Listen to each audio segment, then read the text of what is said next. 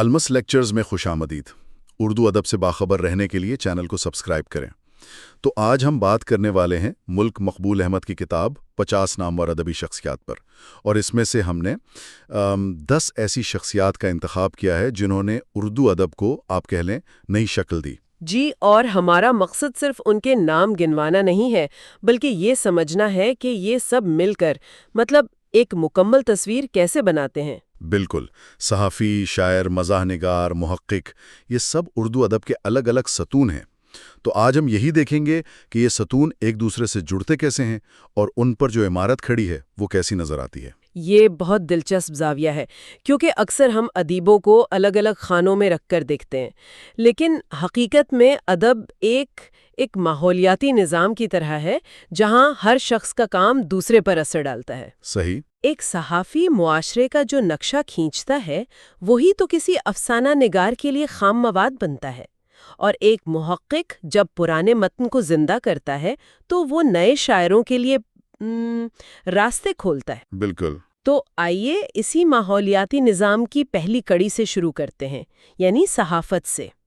ہمارے سامنے 3 بڑے نام ہیں: جمیل اطہر قاضی، مولانا حامد علی خان اور جبار مرزا۔ تینوں صحافی، لیکن تینوں کا انداز اور مشن بالکل الگ۔ جی، بہت مختلف۔ جمیل اطہر قاضی کے کالم قلم برداشتہ کو تو بہت عوامی مقبولیت ملی تھی، وہ عوام کی زبان میں بات کرتے تھے۔ دوسری طرف مولانا حامد علی خان کی تحریروں میں ایک علمی گہرائی تھی۔ ان دونوں کے اپروچز میں بنیادی فرق کیا تھا؟ یہ بہت اچھا سوال ہے۔ دیکھیں، جمیل اطہر قاضی کی صحافت جو نصف صدی پر پھیلی ہوئی ہے وہ عوامی نبض شناسی کی صحافت تھی۔ اچھا۔ وہ مشکل سے مشکل سیاسی اور سماجی مسئلے کو اتنی سادگی سے بیان کرتے تھے کہ ایک عام قاری بھی معاملے کی تہہ تک پہنچ جاتا تھا۔ ان کا مقصد تھا عوام کو باخبر کرنا، انہیں مکالمے کا حصہ بنانا۔ صحیح۔ جبکہ مولانا حامد علی خان کا تعلق صحافت کی اس نسل سے تھا جو اسے ایک مقدس مشن سمجھتی تھی۔ وہ قیام پاکستان کے بعد کے وہ جو ایک مشکل دور تھا اس میں لکھ رہے تھے۔ جی جی۔ ان کے لیے صحافت صرف خبر دینا نہیں تھی، بلکہ نظریہ پاکستان کی حفاظت اور معاشرے کی اخلاقی رہنمائی کرنا تھا۔ ان کا قلم تلوار کی طرح تھا جو نظریاتی سرحدوں کی حفاظت کرتا تھا۔ یعنی ایک کا میدان تھا عوامی رائے عامہ اور دوسرے کا آپ کہہ لیں نظریاتی تشکیل۔ تو پھر اس تصویر میں جبار مرزا کہاں فٹ ہوتے ہیں؟ ان کی کتاب تاریخ جہلم تو صحافت سے زیادہ تاریخ کا کام لگتی ہے۔ جبار مرزا آپ کہہ سکتی ہیں ان دونوں کے درمیان ایک پل کا کام کرتے ہیں۔ وہ صحافی بھی ہیں اور مورخ بھی۔ اچھا۔ ان کی خاصیت یہ ہے کہ وہ حال کے واقعات کو ان کے تاریخی پس منظر سے جوڑ کر دیکھتے ہیں۔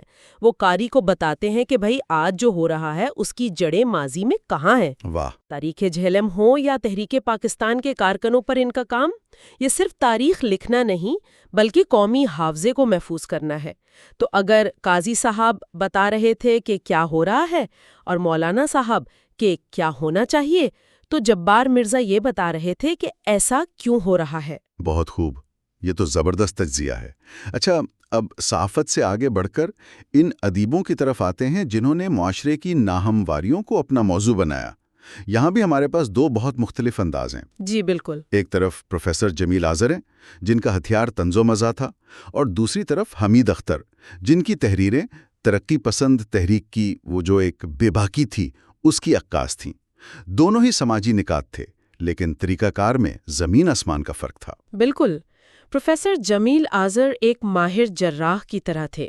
وہ معاشرے کے ناسور پر طنز و مزاح کا نشتر اتنی مہارت سے لگاتے تھے کہ مریض کو درد بھی نہ ہو اور اصلاح بھی ہو جائے۔ صحیح۔ اور ان کا جو علمی پس منظر تھا، یعنی شعبہ اردو سے وابستگی، وہ ان کے مزاح کو ایک فکری گہرائی دیتا تھا۔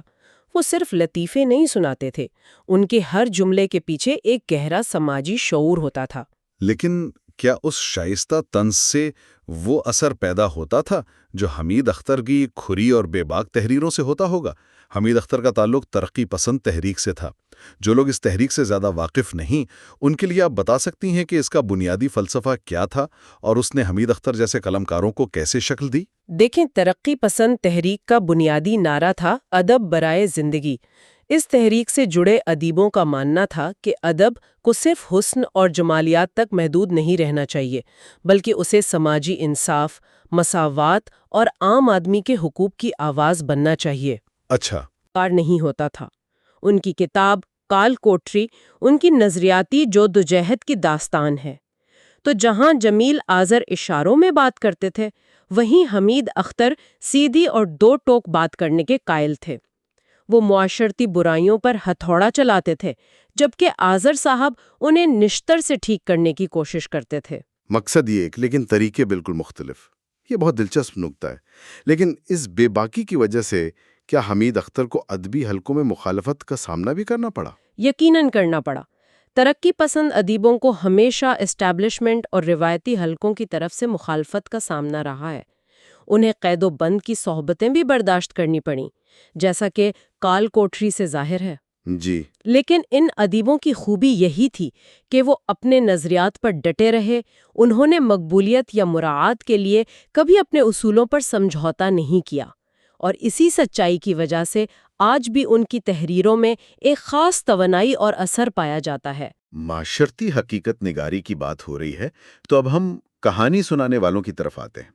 حمید کشمیری، ایک ایسا نام جو پی ٹی وی کے سنہرے دور کی یاد دلاتا ہے۔ جی بالکل۔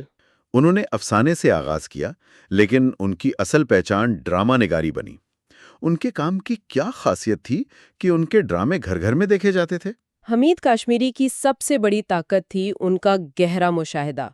وہ متوسط طبقے کی زندگی، ان کے مسائل، ان کی خوشیاں اور غم، اور انسانی رشتوں کی جو پیچیدگیاں ہیں نا، انہیں کمال مہارت سے اپنی کہانیوں میں سمو دیتے تھے۔ صحیح صحیح۔ ان کے کردار آسمان سے اترے ہوئے نہیں لگتے تھے، بلکہ ہمارے اور آپ کے جیسے ارد گرد چلتے پھرتے لوگ ہوتے تھے۔ تو جب ناظر اپنی زندگی کی حقیقت کو اسکرین پر دیکھتا تھا تو وہ اس سے فوراً جڑ جاتا تھا۔ انہوں نے حقیقت نگاری کو ڈرائنگ روم تک پہنچا دیا۔ یہی ان کی کامیابی کا راز تھا۔ تو حمید کشمیری نے عام انسان کی کہانی بیان کی، لیکن ہمارے پاس ایک اور کہانی کار ہیں، قاضی ذوالفقار احمد، جن کا تعلق کشمیر سے تھا۔ ان کی تحریروں میں صرف انفرادی کہانیاں نہیں، بلکہ ایک پورے خطے کا درد اور جدوجہد نظر آتی ہے۔ بالکل۔ اگر حمید کشمیری کی کہانیاں ایک فرد یا خاندان کے گرد گھومتی ہیں، تو قاضی ذوالفقار احمد کی تحریریں ایک اجتماعی ضمیر کی آواز ہیں۔ واہ! ان کی شاعری صرف عشق و محبت یا ذاتی جذبات کا اظہار نہیں، بلکہ یہ اپنی دھرتی، اپنے لوگوں کے دکھ درد کا نوحہ بھی ہے اور ان کے حوصلوں کا گیت بھی۔ انہوں نے اپنے قلم کو اپنے خطے کے مسائل کو اجاگر کرنے کے لیے استعمال کیا۔ یعنی ادب بطور مزاحمت پر ہتھیار بھی ہو سکتا ہے۔ وہ ایک فرد کی نہیں، ایک قوم کی کہانی سناتے تھے۔ کیا بات ہے! یعنی کہانی کہنے کے بھی کتنے رنگ ہیں۔ اچھا، اب ہم اس گفتگو کے آخری حصے کی طرف بڑھتے ہیں، جہاں ہم ان شخصیات کا ذکر کریں گے جو زبان اور ادب کے حقیقی محافظ اور جوہری ہیں۔ یہاں ہمارے پاس 3 نام ہیں: حفیظ طیب، رحمان مذنب اور ڈاکٹر خواجہ محمد ذکریہ۔ جی، حفیظ طیب کو تو کتاب میں دور حاضر کا سب سے بڑا نعت کو شاعر کہا گیا ہے۔ یہ تو بہت بڑا دعویٰ ہے۔ اور یہ دعویٰ بے بنیاد نہیں ہے۔ حفیظ طیب نے نعت گوئی کی صنف کو ایک نئی بلندی اور وقار عطا کیا۔ ان سے پہلے نعت اکثر صرف عقیدت اور جذبات کے اظہار تک محدود تھی۔ اچھا۔ حفیظ طیب نے اس میں علمی اور فکری گہرائی شامل کی۔ وہ سیرت النبی صلی اللہ علیہ وآلہ وسلم کے واقعات کو صرف بیان نہیں کرتے، بلکہ ان سے آج کے دور کے لیے رہنمائی اور حکمت کے پہلو نکالتے ہیں۔ ان کی نعتوں میں عشق رسول صلی اللہ علیہ وآلہ وسلم کا والہانہ پن بھی ہے اور شریعت کے تقاضوں کا پاس بھی۔ صحیح۔ ان کے مجموعے صلو علیہ وآلہ پر قومی ایوارڈ ملنا اسی بات کا اعتراف ہے کہ انہوں نے اس صنف کو ایک نیا معیار دیا ہے۔